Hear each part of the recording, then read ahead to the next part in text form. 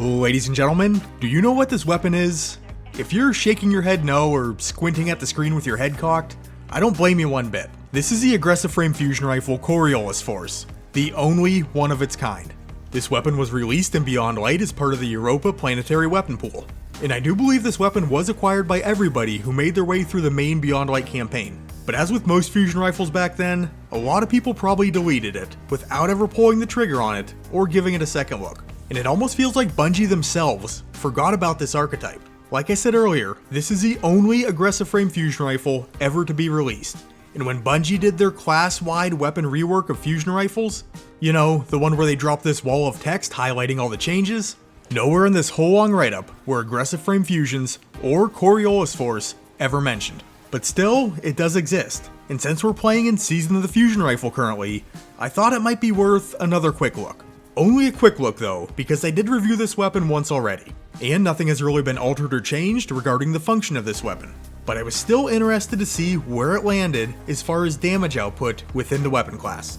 Alright, first, for those of you who are unfamiliar with Coriolis Force. It has a charge time of 660 and fires a 7 projectile burst, just like all fusion rifles used to do. High impacts are now shooting 5, rapid fires are now shooting 9, but Coriolis is still firing 7. And instead of these projectiles releasing sequentially in a vertical pattern, all of them are going to fire at exactly the same time, but in a horizontal pattern. You can fire from the hip for a little wider spread, or aim down sights to tighten up that pattern a little bit. But in terms of damage, what's Coriolis Force packing?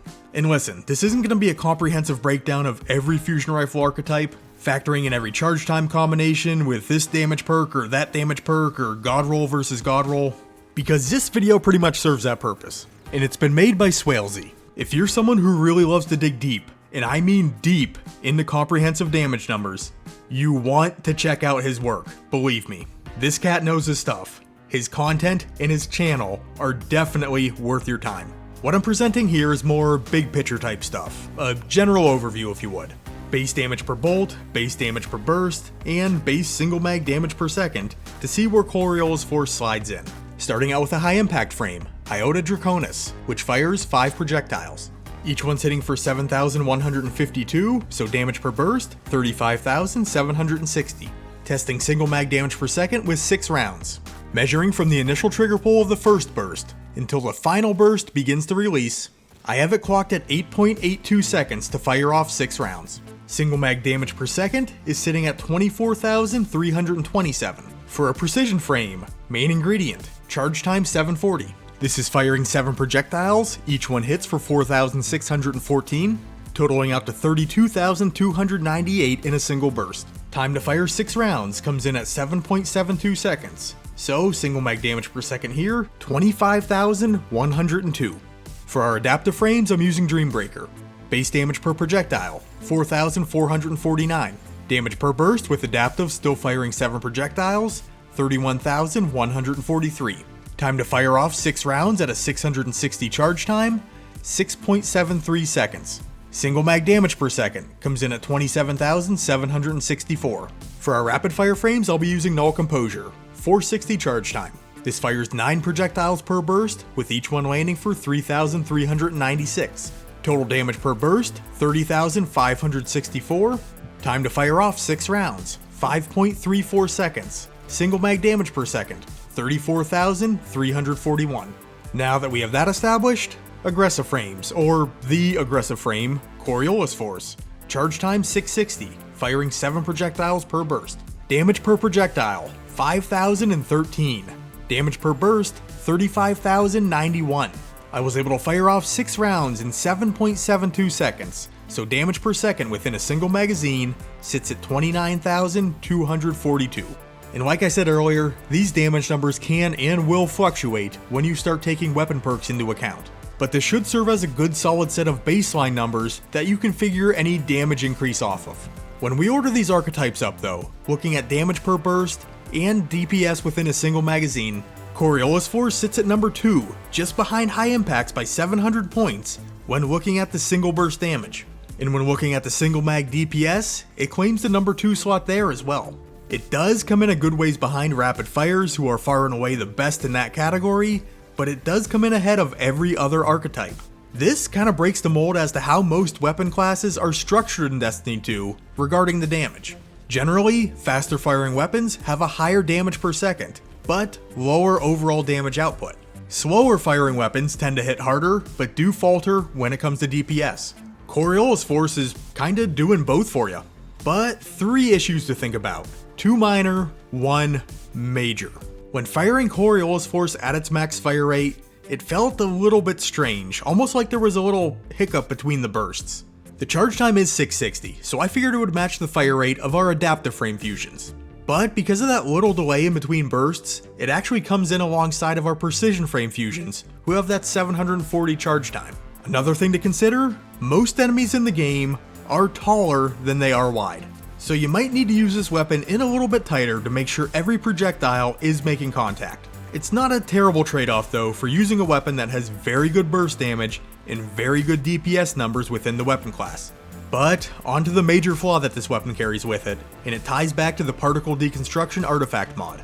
You're probably fully aware of how this mod works, but for those who aren't, dealing damage to a combatant with a fusion or linear fusion grants a damage bonus with a fusion or linear fusion against that combatant for a short duration. The effect stacks up to 5 times.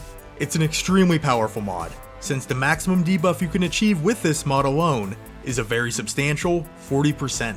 Here's the issue though, with a standard fusion rifle. Since each projectile leaves the weapon one after another, landing a full burst will apply the maximum damage debuff. Each subsequent burst will hit for 40% more damage against the debuffed enemy. With a burst from Coriolis Force, since each projectile is leaving the weapon at exactly the same time, it is calculated as a single damage value. And you can see this as these solitary yellow damage numbers are popping off of Carl.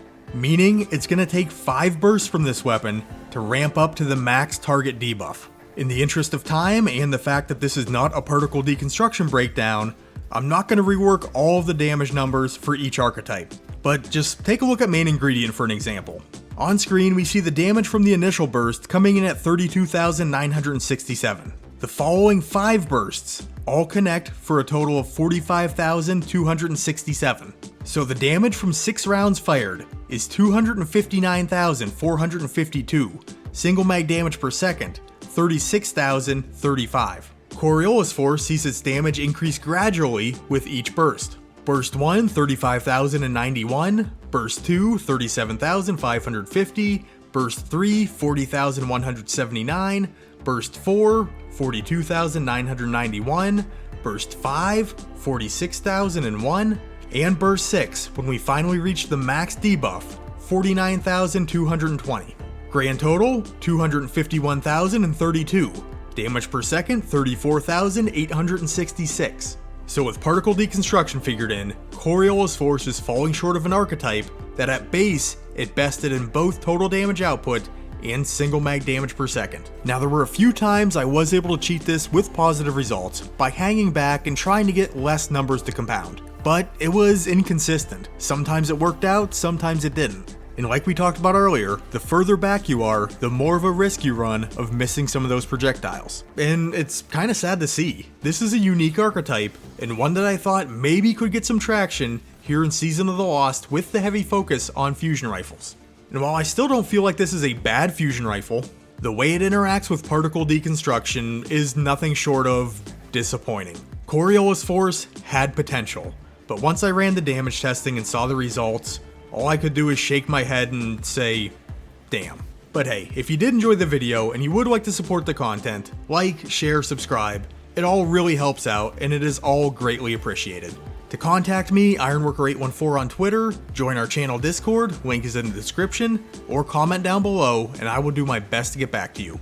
And with all that being said, I'd like to thank you for taking the time out of your day to check out this weapon overview. You guys are awesome, and I will catch you on the next one.